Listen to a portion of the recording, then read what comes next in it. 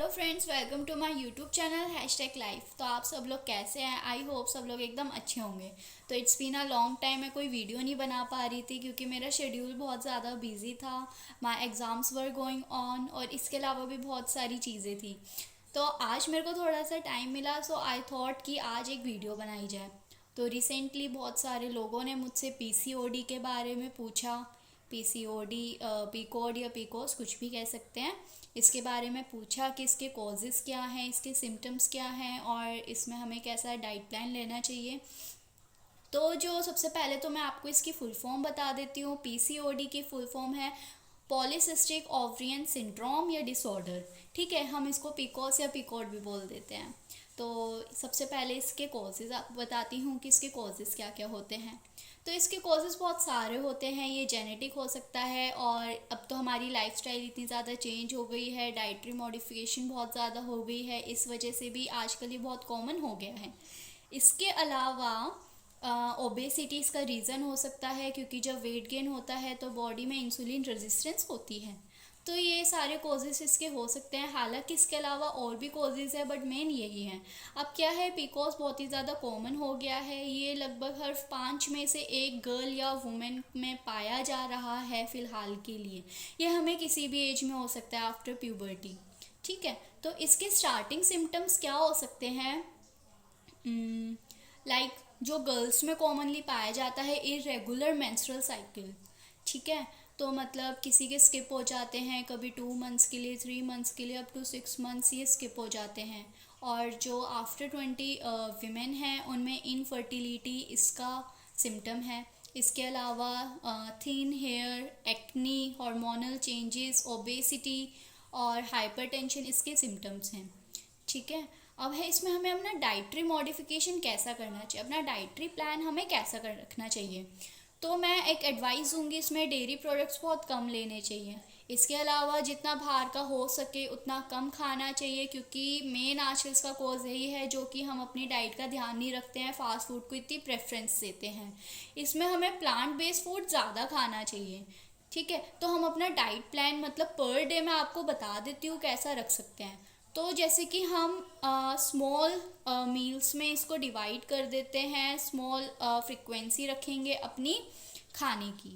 तो सबसे पहले है अर्ली मॉर्निंग। अर्ली मॉर्निंग हमें कोई डिटॉक्स वाटर लेना चाहिए ताकि हमारी बॉडी डिटॉक्स हो जाए। तो इसके लिए मैंने लास्ट वीडियो में भी फेनुग्रीक के बारे में बताया था। तो बहुत सारे लोगों ने मुझसे पूछा था कि फेनुग्रीक क्या होता है। तो फेनुग्रीक होता है मेथी के बीज। तो आप क्या कर सकते हैं, रात को सोने से पहले 1 ग्लास पानी में 1 स्पून ऑफ फेनुग्रीक सीड्स आप डाल के रख दीजिए। मॉर्निंग में उठ के उसको पी लीजिए। ठीक है, इसके अलावा आप क्या कर सकते हैं, रात को सोने से पहले 1 ग्लास में जिंजर, मिंट और लेमन डाल के रख दीजिए और सुबह उठ के उसको पी लीजिए। जब अर्ली मॉर्निंग हमारी बॉडी डिटॉक्स हो जाएगी तो ऑब्वियस सी बात है ये हमारे लिए काफ़ी अच्छा रहेगा।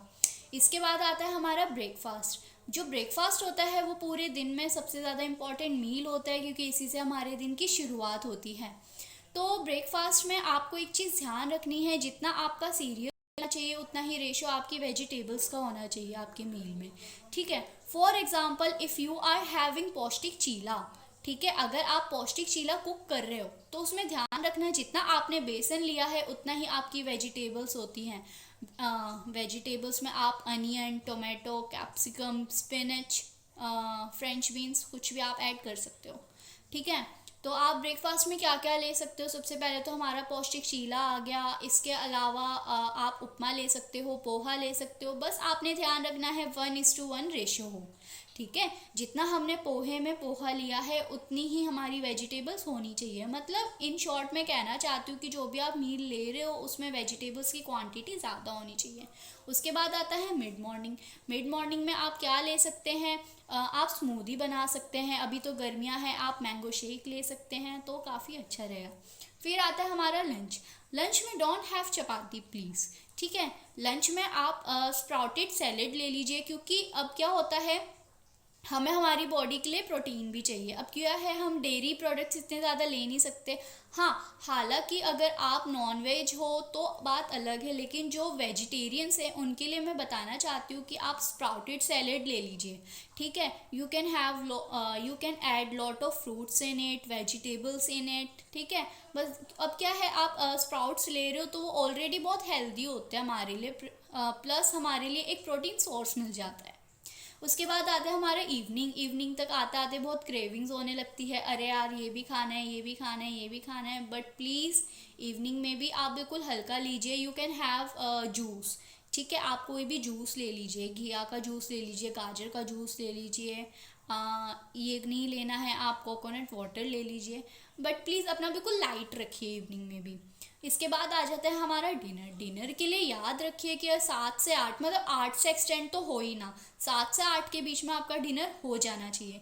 अब डिनर में क्या है, आप राइस विद सांभर ले सकते हैं। अब बहुत सारे लोग सोचते हैं कि जो ब्राउन राइस है वो वाइट राइस से ज़्यादा बेटर होते हैं, बट इन दिस केस आप वाइट राइस भी ले सकते हैं। दिन में अगर आप एक बार भी ले रहे हो तो बहुत बड़ा कोई टास्क नहीं है। ठीक है, आप राइस विद सांभर ले सकते हैं, आप पौष्टिक खिचड़ी बना सकते हैं। सांभर मैंने इसलिए बोला क्योंकि आप उसमें बहुत सारी वेजिटेबल्स ऐड कर सकते हैं। पौष्टिक खिचड़ी बना लीजिए, उसमें बहुत सारी वेजिटेबल्स ऐड करके, कैप्सिकम, स्पिनच, अनियन, टमाटो या सब कुछ ऐड करके आप उसको बना लीजिए। तो आपका जो पर डे का प्लान है वो इस टाइप से होना चाहिए। बस ध्यान रखिएगा, आप अपने प्रोटीन का ध्यान रखें। ठीक है, आप रात को ज़रूर खाने के साथ 1 बाउल ऑफ दाल पी सकते हैं। और इसके अलावा आप अपने किसी भी मील में आप पनीर ऐड कर सकते हैं, तो ये भी आपके लिए बेनिफिशियल रहेगा। पनीर ज़्यादा नहीं बट थोड़ा बहुत तो आप ले सकते हैं। इसके अलावा you can have curd also. ठीक है, तो इन सब बातों का ध्यान रखिए। जो पीसीओडी होता है वो क्यूरेबल है अगर अच्छे से मेडिकेशन ली जाए और अपनी डाइट का ध्यान रखा जाए। तो इन सब बातों का आप ध्यान रखना।